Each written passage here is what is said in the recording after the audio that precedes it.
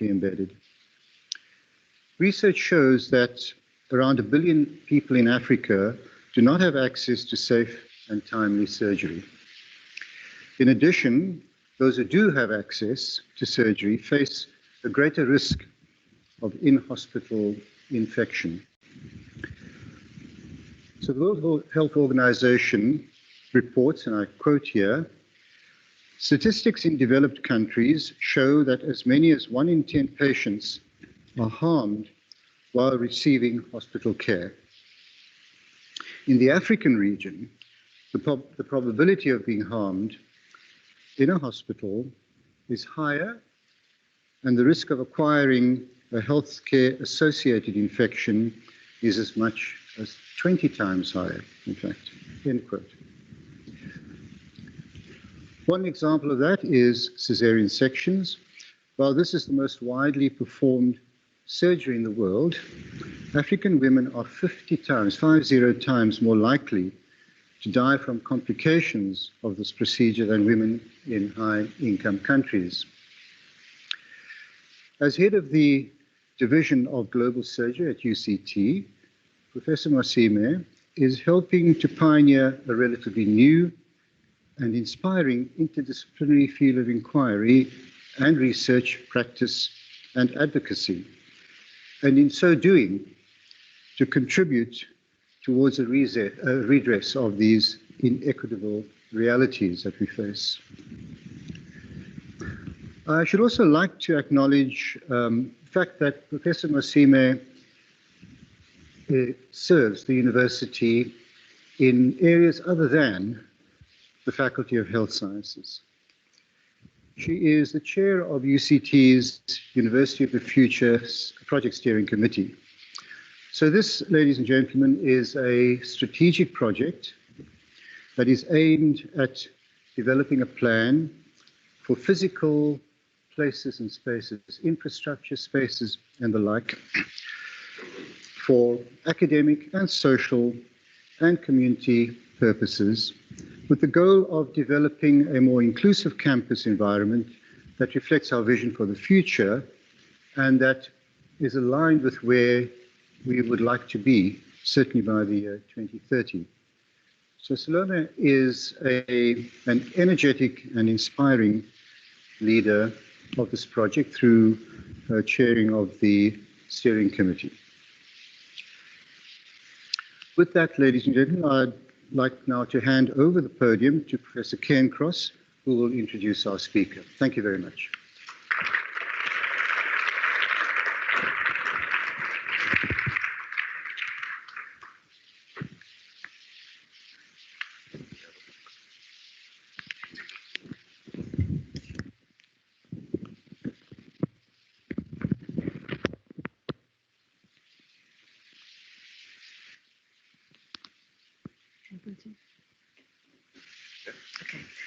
Good evening, everyone, and a warm welcome in particular to Salome's family. Good evening, distinguished guests and colleagues, and if Salome is in the room, I also have to say, and friends. It's a great honor for me to introduce Salome Maswime and to tell you something about her career and her journey to this moment. Salome's journey to professorship is a quintessentially South African story, spanning provinces, countries, and cultures. Salome was born in Maphumulo, KwaZulu-Natal, but spent many of her early childhood years in Chicago, where her family moved with their father, who was doing his PhD at the time, and there are echoes of that have come through in her career. They then moved back to Limpopo province, where she did her primary and secondary schooling. Salome then went to KwaZulu-Natal to do her undergraduate degree and did her internship at Gray's Hospital. In 2009, she moved to Chris Hani Baragwanath Hospital to specialize in obstetrics and gynecology and became a fellow of the College of ONG and a lecturer at Wits University. And it was while working at Barra and in the surrounding hospitals of Gauteng, where she witnessed the suffering experienced by so many women who suffered through complications of childbirth and sometimes died from them, that she was really inspired to begin this journey of finding out through research, discovery, advocacy, and scholarship how we can change that reality, which is the case for so many women on our continent and in South Africa. It was also at Wits that her academic career really began in earnest, where she registered for a PhD funded by the Carnegie Corporation of New York.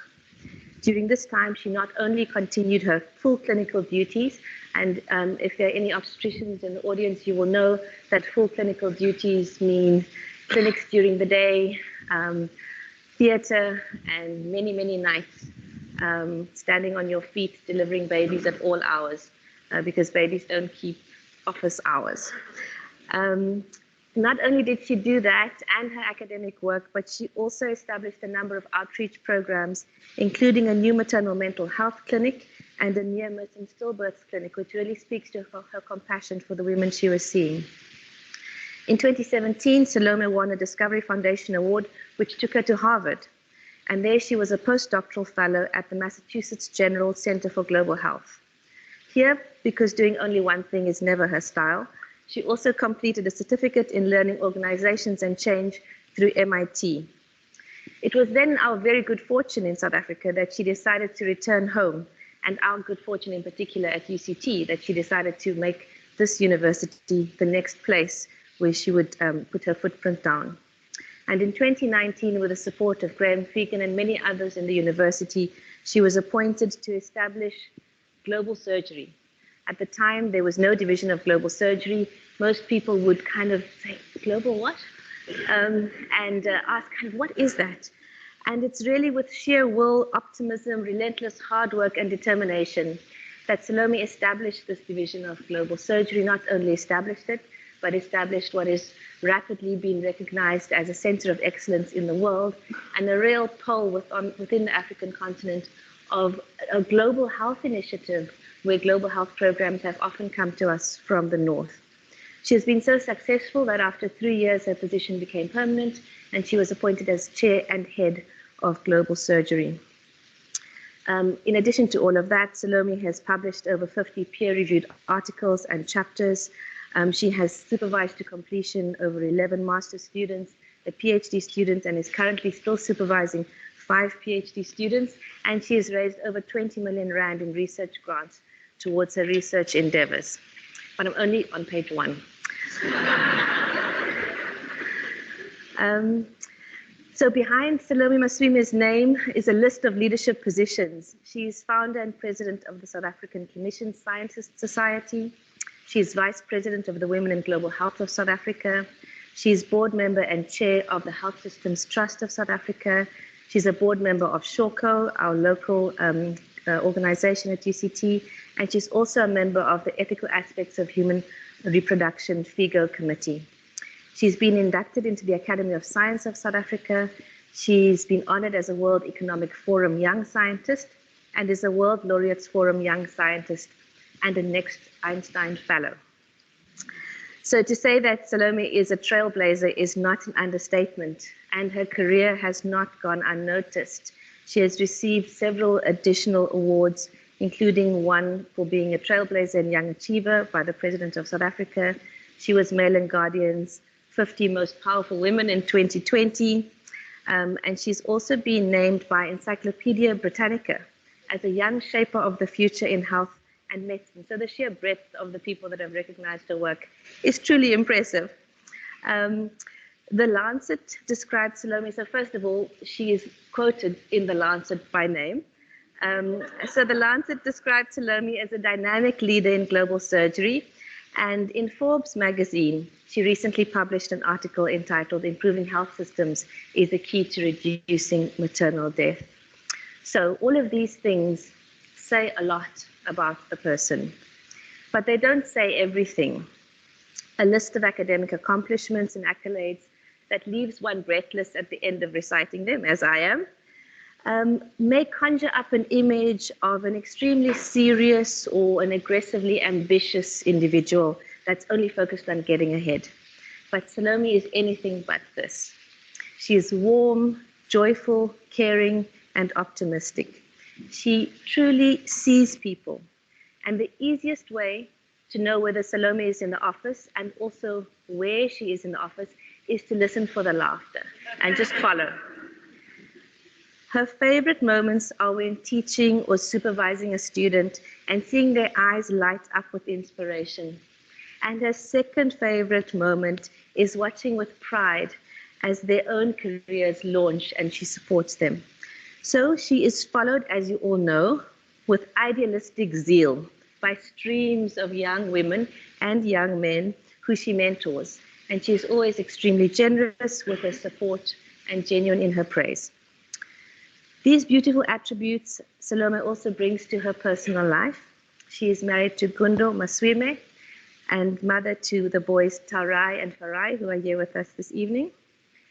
Salome fills her house literally with light and laughter, and she has opened her home to so many of us, her work colleagues, who have very quickly become her friends. She is without a doubt one of our brightest stars, an asset to the Department of Surgery, to the Faculty of Health Sciences, to the University of Cape Town, and to our country. It is therefore with great pleasure that I present Salome Maswime.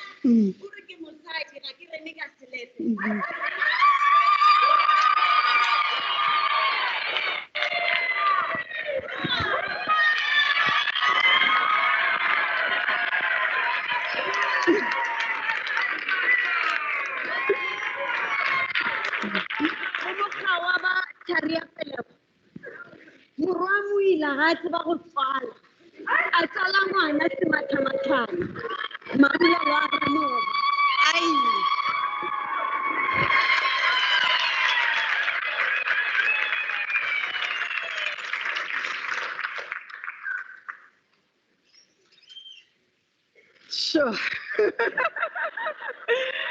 How do I start after that? So I want to thank my sister first.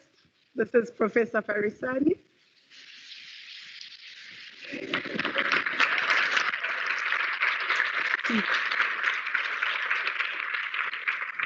At home, I happen to be the youngest full professor. And thank you, first of all, to my family for being here. It's such a special moment. Thank you to all of you for being here. It's a one-in-a-lifetime moment, but it's also a moment that not everyone gets to have, even in a long academic career. So I'm hugely grateful for UCT, for the Faculty of Health Sciences, for giving me this opportunity and recognizing me and my talent and allowing me to do what I do. So as you know, my talk is about, it's titled From Caesarean Section Complications to Global Surgical System Strengthening. But I'll give you a sneak peek into my, it's frozen.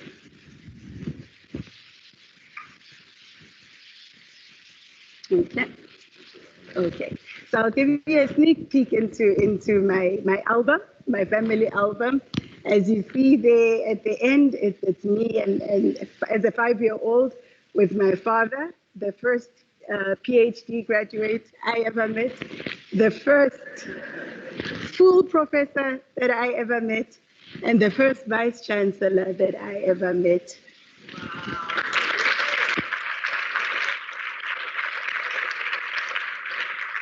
You have inspired me deeply, and I am who I am because of you. I want to recognize the young civil engineering student who promised me a hand in marriage at the age of 19.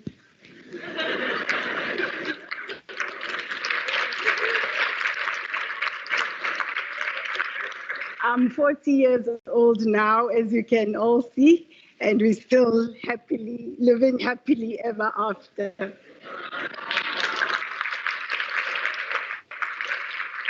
I want to recognize my mother, Tembelise Patricia Muila, who raised me, who's been my pillar, my strength.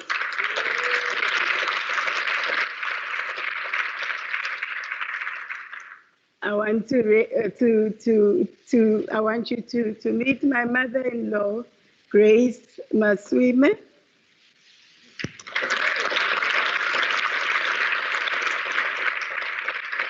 Who took over where my parents left off. I joined the Maswime family at the age of 23, and she literally found a baby that she had to raise, and I believe she did a great job. I want to mention a few special guests. There are so many important people in the room. All of you are extremely important, and not because of your titles. Many of you are here because you are my friends, as Lydia would say, but I do want to recognize some of you in the room who've had a really big influence in me and my career, starting with my very own MEC, Dr. Popira Matsupa. When your province comes to another province to celebrate you, I think it's a very big thing.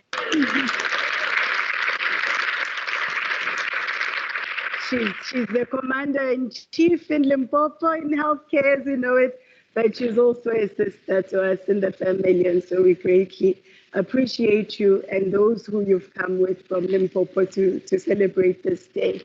The Chancellor of WITS, who you will meet shortly. We've got a chief in the house, Chief Ndondeni Ramubundu, there at the back.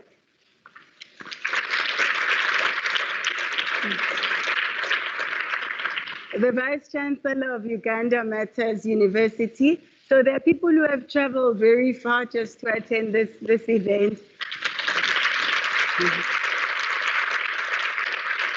The former Vice Chancellor of Wits University, where I spent a big part of my career. The DVC of the University of KwaZulu-Natal, where I did my undergraduate training and chair of the National Research Foundation. DVC of the University of Free State. We've got Dr. Scott Kolu, who is a lecturer and leader of global surgery at Harvard, who I met when I was there, and he's arrived especially for today. We've got the past president of the West African College of Surgeons and the president of the College of Surgeons of Southeast Central Africa, Ghana, and Uganda, both in the room. We've got the chairman of the Mandela Legacy Foundation, my friends Lindo and Zonda. We've got the chair of Global Surgery's International Advisory Board, Dr. Ian Barton. And we've got online a team from Utrecht, which is watching this, having their global surgery summer school right now. So thank you, friends, family, colleagues, for joining us today. So my career started when I realized that this was true for me as a young community service doctor in a rural hospital.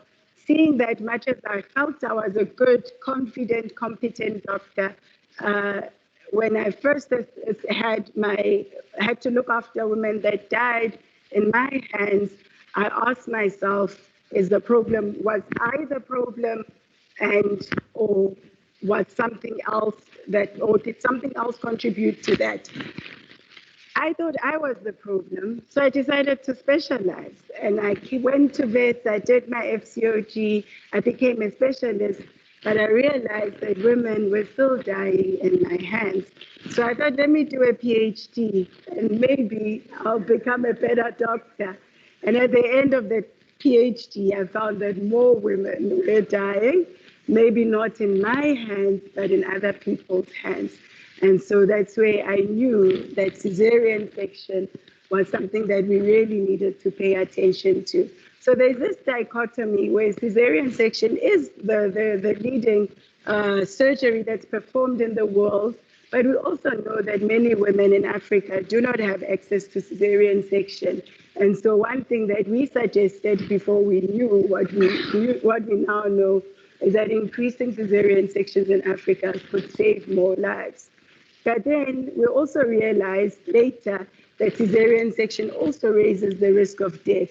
So giving access to a cesarean section doesn't necessarily, could also lead to women dying. And in the research that I'll present shortly, you will see why and how.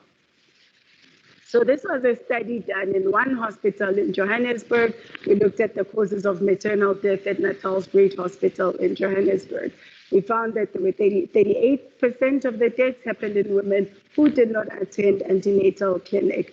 So why didn't they attend antenatal clinic? We had to start interrogating that in a system where women know that there are clinics, there are hospitals available, why would they only present at the time of delivery with the risk of complications? We also found that the majority of women died after working hours. So when the hospital was empty and it was just the junior doctors looking after the patients, there was a higher likelihood of women not surviving the complications that happened to them at night. The majority of deaths occurred because of patient-related avoidable factors and also because of healthcare workers' preventable factors. And then I started looking at beyond this one hospital, because maybe the problem is just in one hospital. So then we looked at 7 hospitals. In the 7 hospitals, we looked at all the maternal deaths that had happened over a 2-year period. We found that there were 17 maternal deaths from bleeding during and after cesarean section. All operations were performed by non-specialists. 2 were done by registrars. But what is important, all 17 deaths were preventable. Failure to treat women that were bleeding with severe hemorrhage was the dominant theme and the dominant reason why women died in these hospitals. So if these women had been in another hospital somewhere, they probably would have survived the complications that they had. So we thought, let's look at the health system. Because by this time, I think we had realized that the problem is not just in the patient or the doctor. What do these hospitals offer, and can they save the women's lives? So in these 15 hospitals, what we found was that we looked at regional, district, and tertiary hospitals, and regional and district hospitals had the highest number of maternal deaths, but drugs, resources, and staff were skewed in favor of academic hospitals. So women, the sick women end up in regional and district hospitals. They get referred to tertiary hospitals, and resources are sent to tertiary hospitals. But what happens? Some of them die before they reach that tertiary hospital. And in a case like I experienced as a young com service doctor, the patient died 8 hours waiting for an ambulance to airlift them to the nearest tertiary hospital. If any of us had even tried to put her in an ambulance, if we had tried to get her driven there, she would have arrived much faster. But we said, let's find the fastest way she can get there. Let's get a helicopter that will take her there. And she waited for 8 hours and died in our hands. And that's the story of many young doctors who go out there not understanding that it's not just about how good you are as a doctor, but there's a system that you function in, and the system has to be equally as good as you are for you to have good outcomes. So now we looked at why women survived and how women who had severe complications survived, because anyone can have a complication. The complication isn't the problem, isn't the biggest problem. It's whether a woman in this hospital will survive her complications versus a woman in a different setting who will not survive their complications because there's no blood available, there's no ambulance available, there's young, junior, untrained staff that are looking after her and making important decisions for her that will determine whether she survives or not. So here we looked at a special group called near miss, women with severe complications. And we found that these complications were actually not very common, but when they happened, they were severe enough to necessitate extensive life-saving interventions. So this meant that if a woman has a complications in your hands, you need to be able to provide the necessary medication, blood transfusion, emergency transport, and intensive care units for them to be looked after. So the sickest patients will have complications that will then require them to have all of this. We're not expecting that all of these things are there in every hospital. We're not saying have an ICU in every single hospital, but what we're saying is that for that patient who needs ICU care, she must be able to get to that hospital in a timely. And unfortunately, in some parts of the continent, as you know, these services are not even there. Specialists are not even there. So here we thought, let's look at the continent at large and not just Johannesburg and its 15 hospitals. We did a study that was part of the African Surgical Outcome Study with where we looked at 183 hospitals, 3,792 patients, and in 22 African countries. And what did we find? So we found 1 in 17 women had a major preoperative bleeding risk. So that wasn't very high. So the women, some women will have a risk. The risk isn't the biggest determinant of how the woman does. We found that 1 in 8 women develop postoperative complications. The most common severe complications were bleeding, infection, and anesthetic complications. This, as I said, can happen anywhere. And we found that African women were 50 times more likely to die from Caesarean section complications than women in high-income countries. And as Prof. Dyer was reading that quote, I remembered sitting in a research meeting where we were designing this and saying the study was meant for all surgical patients. And we said, let's add pregnant women as a sub-study. We didn't know what we were going to find, but today that piece of evidence and literature is actually changed how we practice and given us a new direction in global surgery. So then I thought, let's look at the world at large now that we've looked at Africa and we know what's happening in Africa. So we did a systematic review looking at near misses and mortality from postpartum hemorrhage, from bleeding during childbirth. So we found that women in low income countries and lower middle income countries have an increased likelihood of severe bleeding and dying from PPH-related consequences. Again, this was a clear indicator, signal research found by us. It was women in Africa who had the highest complications and risk from death from Caesarean section and also from childbirth complications. So at this point, I thought, let's look at women that are not pregnant. Let's look at women that are not gynecology patients, and let's see what we found. So here we looked at post-operative outcomes with surgical care for women in Africa, non-obstetric, non-gynecological, and trying to see what the difference or outcomes were.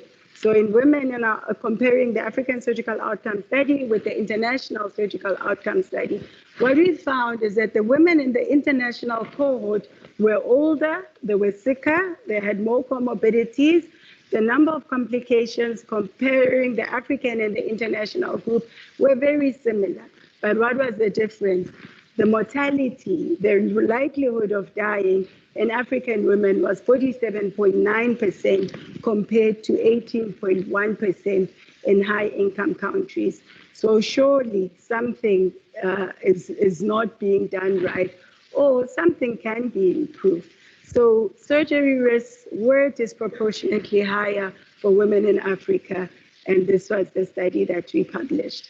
So moving away from women, which as you've seen in my career, I've tried to look beyond the labor ward, even though at heart I'm an obstetrician, but I try and very interested in women's health, but I've tried to see what else is happening to non-women populations, to non-obstetric and gynae populations.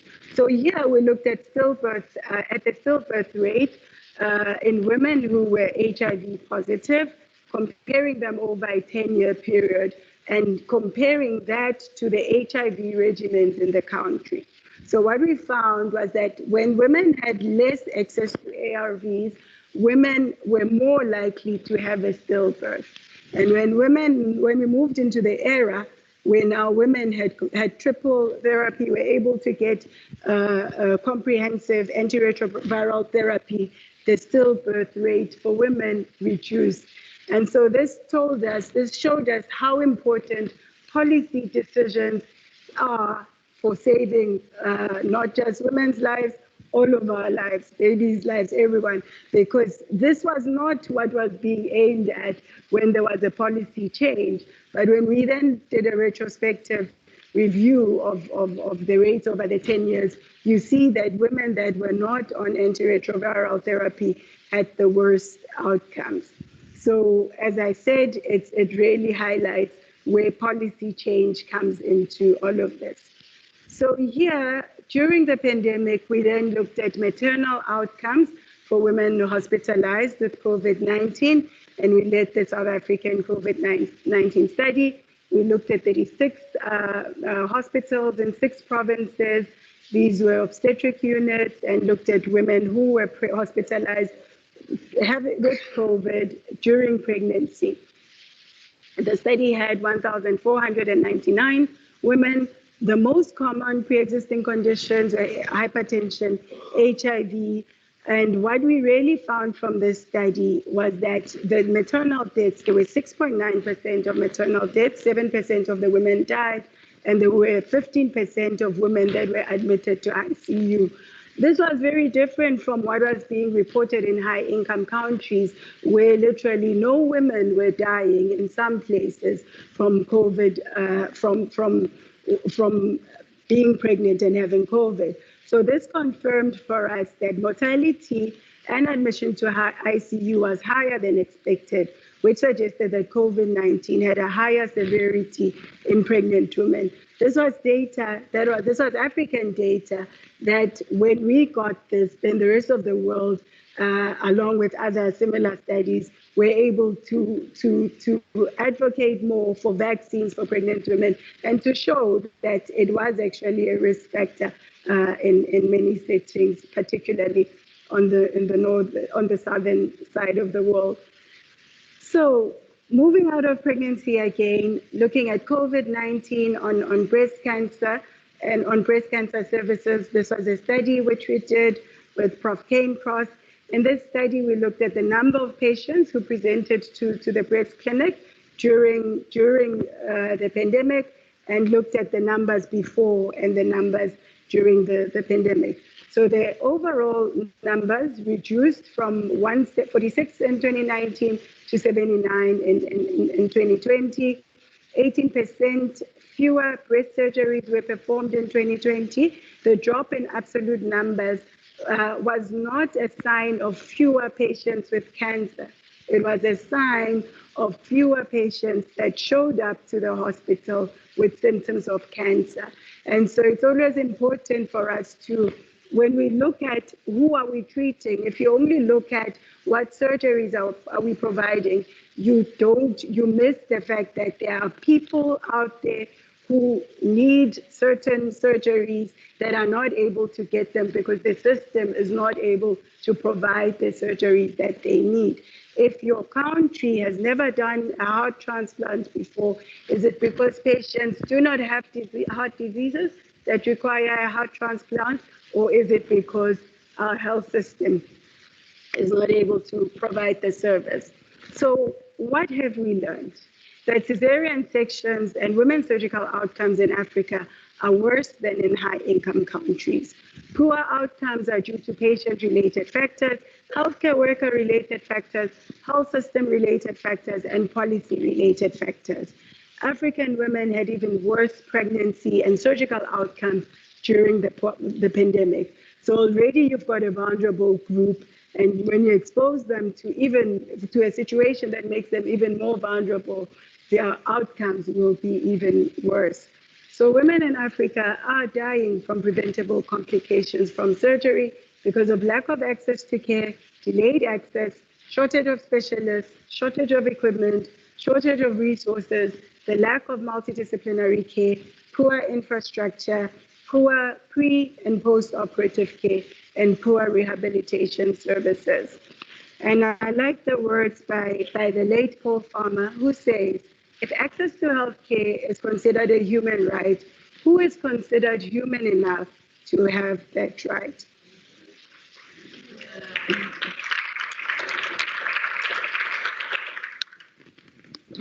So at this point, what I want you to understand is that it's not just about being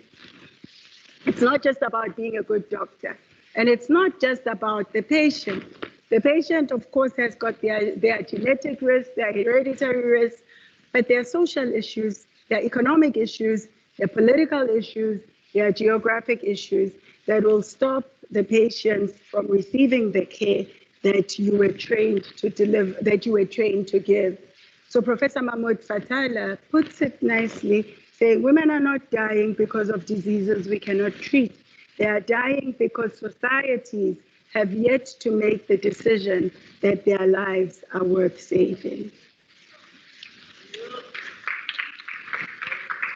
So I described a lot of things, outcomes. A lot of my studies were descriptive, showing you us measuring what was happening. If you don't measure it, then you don't know how big or how small the problem is. But we also tried to systematically find a way of determining what interventions should you use to reduce or to improve outcomes from cesarean section. We did a Delphi study, 28 and in African countries across the continent, and 28 interventions were proposed.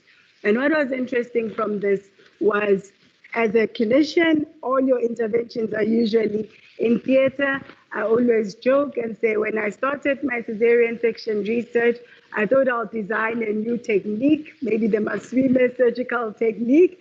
And my research, unfortunately, took me outside of the theater, and that was the end of that dream. But what we did find was quality improvement, yes, was a very big factor.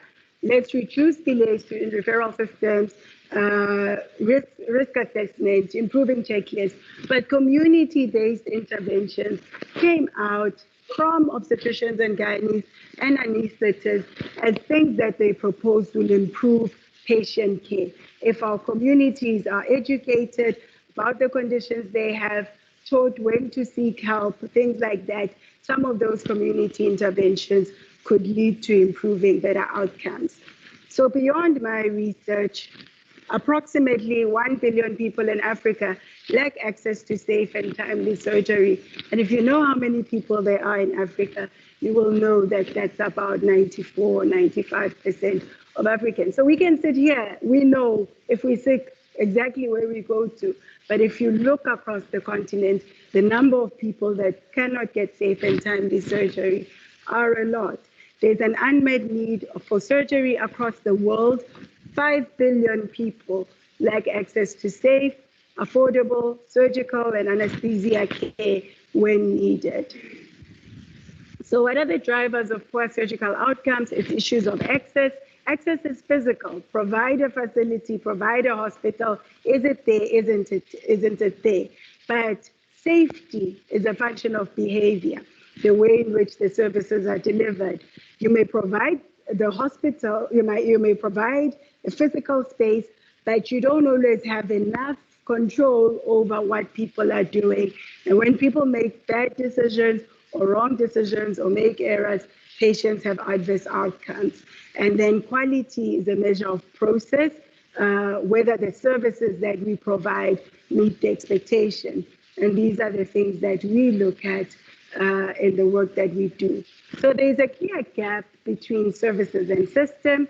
Many of us are trained to provide a service as clinicians, and yet we are dependent on a functional system for us to have good outcomes. The work that I do, which is now called global surgery, is really about not just looking at what happens inside of the theater, that's very important, but outside of the theater, access to care, not just for the people in those big, tall buildings, for everyone across the city and community. But it's not just about having good ideas and wanting to see change. Change requires more than righteous anger. It requires a program and it requires organizing.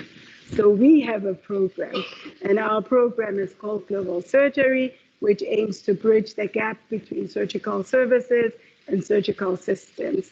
We developed this triangle, and this is how we define global surgery. It's this triad between surgical services, surgical systems, and surgical leadership. Why surgical leadership? You can work with public health specialists, design an excellent system, but many of us are dependent on the decisions that are made by those who are in leadership positions, by policymakers, and I'll unpack that a bit shortly.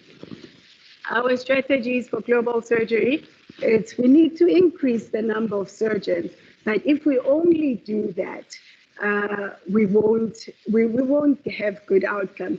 We won't get there soon enough. So you need to increase the number of surgeons, increase the number of surgeries, improve surgical outcomes. That speaks to quality, but also decrease the need for surgery. You know, why are we all trying to say, let's just train more surgeons and everything? How about reducing the need for surgery and looking at conditions that are preventable? If road accidents are the leading cause of death where you are, why are we not interrogating how to build safer roads and have fewer people coming to the hospitals, and then increasing the cost effectiveness of surgery? So this work and this body of knowledge that we are part of and that we've been developing is we call it surgical system strengthening, which is about designing, piloting, implementing population-wide surgical programs through community engagement, quality improvement, capacity building, and policy engagement. This is the work that we've done over the last 3 years, developing frameworks for research, a framework for action, and really being part of this new discipline which has been emerging across the world over the last 10 years. So I spoke about policy engagement and why surgical leadership is important. So many of us who went through medical school know that medicine is an art and a science, right? That's what we were taught. That's what it is. But the delivery of healthcare services is political. Diseases have got borders, but health systems don't. And we are all at the mercy of our health systems. If resources are not being filtered towards your discipline, that means that you will not be able to manage the patients that are in your care. So we need to understand that policies are at the intersection, are cut across everything that we do in medicine, because some policy decisions can prevent certain diseases. Some policies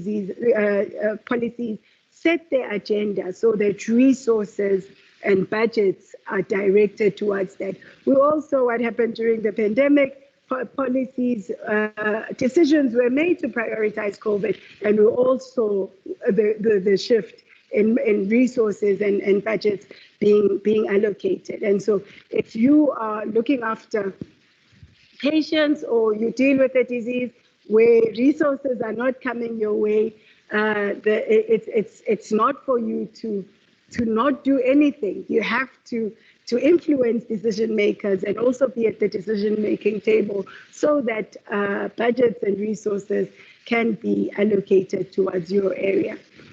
So I've written a few book chapters, and I only put the ones which were not obstetrics.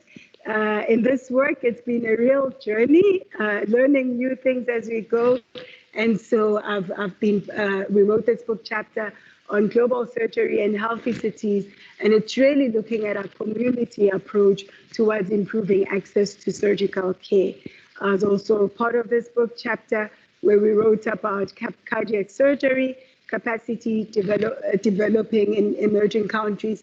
Again, cardiac, non-communicable diseases, cardiac diseases are the leading cause of death in Africa. But we don't have cardiac surgeons. When we have a new cardiothoracic surgeon, it's still announced in a newspaper that this is the first in this country. You know, much as we should celebrate that, we should also see how far back we are. If we've got so many patients dying, and yet we don't have the specialists that should look after them. Maternal mental health is one of my clinical passions. As Lydia mentioned, in Barra, we established the first maternal mental health clinic. And even here, I learned so much from listening to patients versus working on delivering a service. So we have a program which aims to establish, or which is establishing, the domain of global surgery, a new discipline. These are our early graduates who the first two got their master's degrees within a year or two of us establishing global surgery here. And these two will be graduating in the next graduation. And this is our Rhodes scholar who is our first full-time global surgery MSc scholar, sitting at the back over there. We hope he'll also be graduating soon, and we trust he will. But we also run a surgical leadership program because, as I said, it's not just about teaching doctors how to provide a safe surgery. It's about surgical leadership, the decisions you make, how to manage the resources that you have so that more people can benefit. And so we run this course through the Graduate Business School. We've got a number of students, fellows in the room who've traveled to attend this inaugural lecture. But it's been incredible to have our MEC is the patron for this class, for this course. It's been amazing. You know, when you design a course as an academic, you don't know who's going to apply. And then you get 5 professors applying, and you're like, now how am I going to teach them? But on top of that, you get an application from a certain vice chancellor from Uganda to apply. And you're like, do I call you Prof or do I call you by name? So it's been incredible just to see the type of people this course has attracted, and people that really want to make a difference, but want to be part of a community of people making a difference. So these are the current studies that we're working on with the team: data science for surgery, injuries, and equity, looking at implementing a complex intervention to prevent life-threatening hemorrhage, strengthening stillbirth data systems in Africa, and improving the care of babies born with cleft lip and palate. But apart from my academic side, I also found myself writing books that are not writing chapters that are not academic. And together with a friend of mine, Dr. Letabo Machaba, she inspired me to write about my own gynae experiences, where I share in this book my experience having 2 miscarriages and how it was difficult as a gynecologist, looking at the ultrasound, seeing a heart is not beating, but waiting for my gynae to tell me. So when I say I'm passionate about maternal health, it's not so that I can help them and help others. All of this as an African woman affects me as well directly. They somehow asked me to also write on the ideal work-home balance. So I will assume that we've got some sort of balance going. And here's the balance. So I had the privilege a few years ago to play my trumpet at Wits University.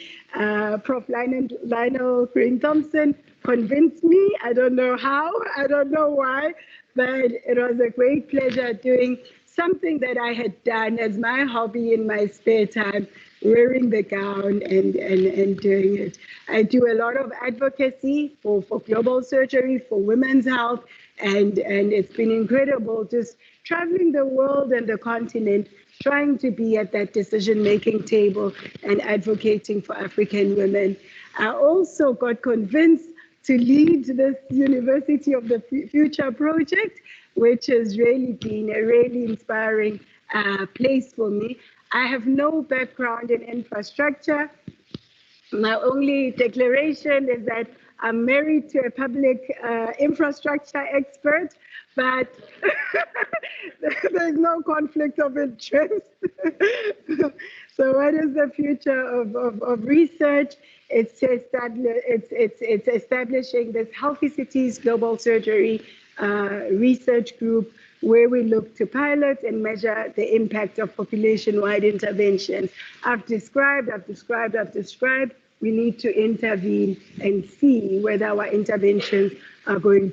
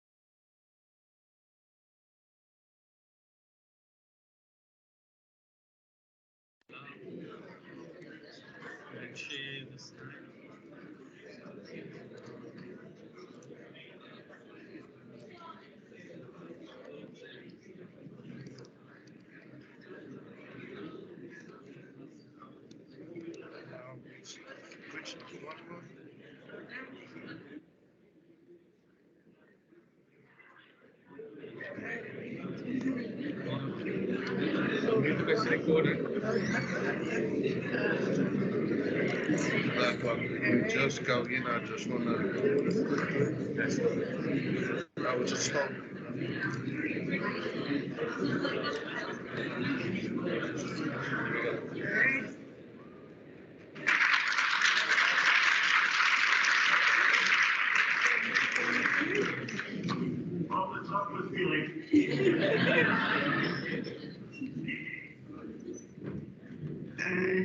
All right. Thank you so much for your patience, and thank you to the team. Amongst the many interesting things that have happened today, we also had a recess, which is not a normal thing for inaugurals, but the first of many. So my final thoughts is there is a special place for global surgery and infrastructure. Health really is a reflection of how we interact with our environment. The surgeon needs to think not only about the patients that they're seeing, they need to think about where they come from, how they access healthcare, and where they return to after surgery. As we said, a lot of patients are dying from sepsis, infections. They come back to us later. Where do they live? What conditions are they living under? Infrastructure cuts across prevention, access, quality, and safety of surgery. And another important consideration is green surgery and looking how surgical theaters contribute to greenhouse gas emissions. They have the potential to harm the environment, and we're trying to increase the number of surgeries, but also climate events cause harm to people, increasing the need for healthcare, for surgical services, whilst destroying the actual infrastructure necessary to access healthcare services. We need to consider the built environment in all we do and try to have a community-centered approach to improving surgical care. So if I ever decide to do a second PhD, which I won't, it will probably be on global surgery and infrastructure. So what do I believe my contribution to science is? African women have worse surgical outcomes than women in high-income countries, even when they are healthier and younger at the time of surgery, and the outcomes were worse during the pandemic. Women survive surgical complications in settings with a functional health system, with access to multidisciplinary specialist teams and service and efficient referral systems. Global surgery proposes novel and innovative methods to strengthen surgical systems by improving the quality of surgical care and increasing access to surgical care and reducing the need for surgery. But it's not all doom and gloom. And compliments to my son there, who's an excellent model. If you focus on one picture, you'll only see one side of the story. The world has made great progress in improving access to women's surgical care, as well as training more African female medical doctors, specialists, clinician teachers, clinician leaders, and clinician scientists. I wouldn't be here standing as a professor today if it wasn't for those who've invested in the training of diverse clinicians like me. So what have I learned overall? And these are 4 incredible people that have played a huge role in my career. Allow your research to take you on a journey of discovery. Don't be afraid.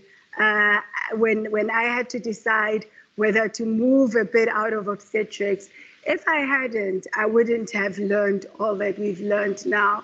Find great mentors and a great team who trust you and your science. You're only as good as your team. And I really have a great team, and I'm grateful to all of you who continue to commit your time and life to the work that you do. Find a great cause worth devoting your life to. use every opportunity you find to share your science. Find a seat at the decision-making table, and if they don't invite you, you should invite them.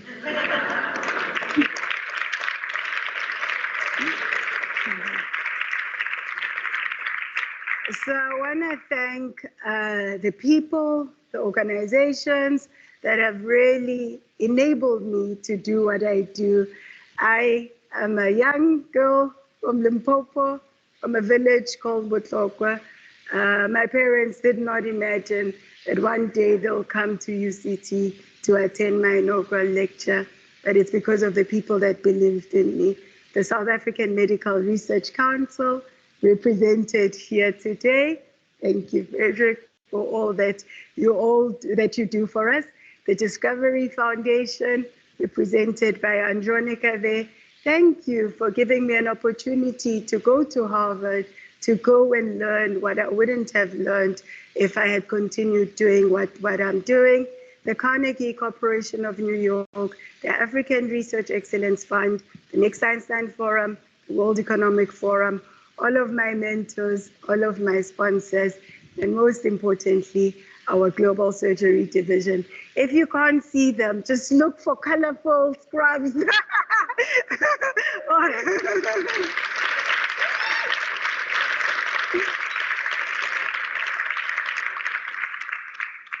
And lastly, thank you to my family. Global surgery, I think it's the leading dinner table topic in my house. Before Real Madrid and Goku, a cartoon character that we all like, and public infrastructure. Thank you, Gundo, for all of your support. I wouldn't have been able to do this if it wasn't for you. Thank you.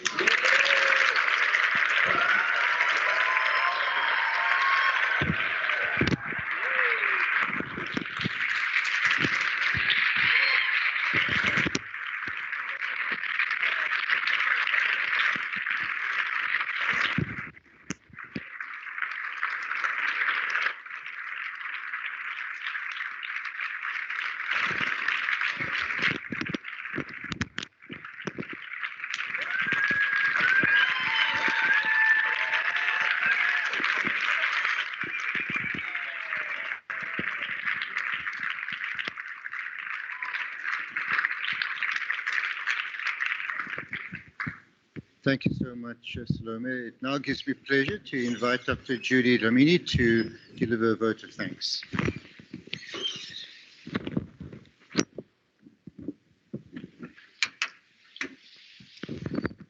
Wow.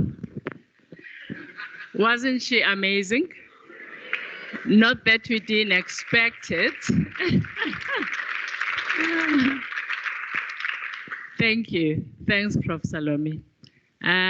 Before I go to my script, I just want to acknowledge everything that's happening this evening, including the professor, I didn't get your name, that reminded us that Salome is a well-rounded person, a global leader who's centered in Africa. We thank you for that. And I truly thank Prof. Maliwa, your dad, and Mrs. Mbeto, your mother, for raising such a formidable person, well-rounded and very in touch with who she is. And Gondo, thank you. And the guys there, and Mrs. Grace, Mrs. Maswime. Interim Vice Chancellor, Professor Diaredi, Head of Surgery, Professor Lydia, Dean of Health Sciences, Associate Professor Lion Green Thompson, Vice Chancellor of Uganda, Matthias, University, Professor Patricia Edrin Kamanywa, Chief Ramuvundu, I hope I said it correctly. It was good to see Andronica, knowing the role they played in Professor Salome's life. the DVC of UKZN, Professor Moshabelo, the MEC of Health, who is just left briefly, Dr. Poppy. And then I have to acknowledge the board of FALF. I actually don't know where Salome gets the time, right? Because when I look at the time that she started the global surgery as the head, she also helped us start FALF, which is Female Academic Leaders Fellowship. And she's one of those directors you would think that's all she does, because of the 71 fellows, she is their mentor, their mother, though some of them are older than her. So today, to show just how Salome invests in relationships, we have Prof. Loyiso Nonxa, who's not only the former chair of the NRF and former VC of Wits University, but is also the founding director of FALF, where we share ideas and development of female academic leaders with. We have Lucy, who is the core of FALF, but also a mentee to Salome. We have Dr. Molapo Kobela, that we call Dr. Q, from FALF, DVC at UFS, but also former CEO at the NRF. I just want to recognize Salome's family, especially the father, Prof, the mother-in-law, the half that makes it possible for us to see the happy, successful Salome. We appreciate your role in that. And I have to thank the two young men that are Salome's heart. I would like to start by just again acknowledging our trailblazer, that is Salome, who's brought us from all corners of the globe. And it's not surprising, because her heart is that big. Things don't just happen. You create these relationships and they follow and honor you. Prof. Salome was born to lead. From being a library prefect and flugelhorn player in the school band at the Capricorn High School in Pulugwane, to founding his People Creative Expression Group, later leading his People Student Society as its president, whilst at the same time pursuing her first degree at UKZN. Her love for juggling many balls continued as she was studying at the medical school in Durban, joining the KZN Youth Wind Band, where she played the French horn. And thanks to Prof. Green Thompson, we know that she'll make a performance at the FALF dinner. We wouldn't know without letting out the secret. As a well-rounded leader who believes in sharpening all her skills and pursuing all her passions, it's not surprising that as she pursued academic excellence in scientific research, culminating in obtaining a postdoc fellowship, as you all know, she actually also honed her skills in leadership, which is no surprise why she's such a valuable asset within FALF. Obtaining a diploma in project management in her 20s. You know, when you're doing community service or internship, who goes and does project management? A certificate in leading organizations and change through the MIT Inaugural, whilst doing the postdoc fellowship to the most recent completion of the Young Physician Leaders program with European School of Management and Technology Graduates Business School in Berlin, and a certificate in program management. She is so well-rounded, and you can't in one sitting talk about the many things that she has done, because it looks unbelievable. And there is just no time to mention all the things that she is and the many accolades that she has received.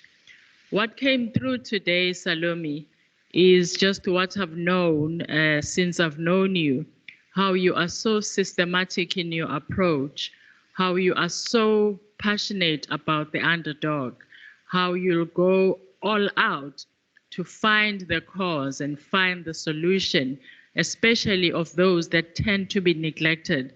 For you, we really appreciate that.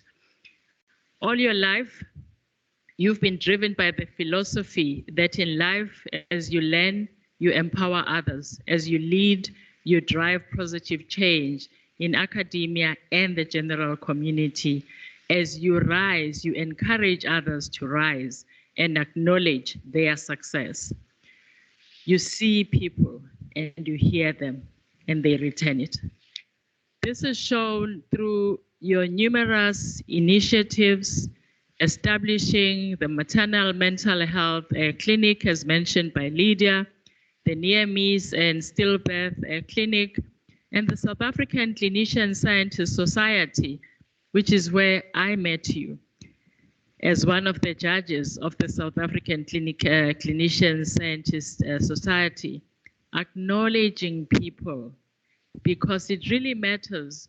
There are so many, we're discussing coming here, Lucy and I, how some of the people that we acknowledged, you acknowledged Salome at FALF, have actually changed the way they see themselves and the things that they've been able to go and do, because it does matter to say, I see you and I acknowledge your success. And I pray that each one of us, wherever we are, we do just that, because then we'll develop so many talent that is hidden in our country. She has been a valuable gift to FALF, which seeks to develop a pipeline of female academic leaders. She is my sounding board, a daughter, and thanks, Prof, for giving me this beautiful daughter, and a mentor. She leads by example, full professor before the age of 40, a wife to an accomplished person, Gando Maswime, a civil engineer, as we know, and an expert in public infrastructure, a mother to two beautiful young men, Taurai and Farai, a daughter to Prof. Bishop Philip and Mrs. Tembelihle Moila, and a daughter in love to Mrs. Grace Maswime, and a beloved sister to the sisters that are here today. And I just want to acknowledge you, Professor Dorothy Furisani, Mrs. Diana Machiu, and Ms. Beatrice Moila. Pardon the Zulu person's pronunciation, butchering your surnames. We thank all that have been able to provide to Salome's success. She's mentioned most of you, everyone who's played a role in her success, and everyone who's been here today, but also everyone who's joined online. We just apologize for the glitch that has become the normal thing in our country, and hopefully it will change soon enough. I would like to conclude with Prof. Salome's words from one of her many interviews. I quote, "Sometimes we are called equity candidates, but there are no equity qualifications. We work hard and persevere, but we have to work even harder to gain acceptance and trust." Close quote. Prof. Salome, you are the light that our continent needs. May you continue to shine through your ethical and compassionate leadership that is inclusive. You are accessible. It doesn't matter who you're talking to. It doesn't matter what you're explaining. You make it accessible. Everyone saw that today. You don't have to be a surgeon. A normal person like myself, I got it. It makes sense. Ganda, thanks for supporting my daughter and mentor, our light, We thank the Moilas for raising our shining star and the Maswimes for letting her be. Congratulations. Thanks for all that you are to this country, to the continent, and the world. And I really want to congratulate UCT for identifying talent.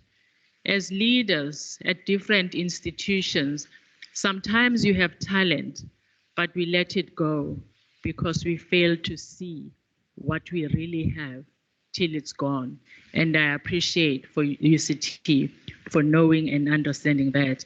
And I'm happy that we have a representation of different institutions. It really is a lesson for all of us that know what you have, keep it, nurture it, and let it fly.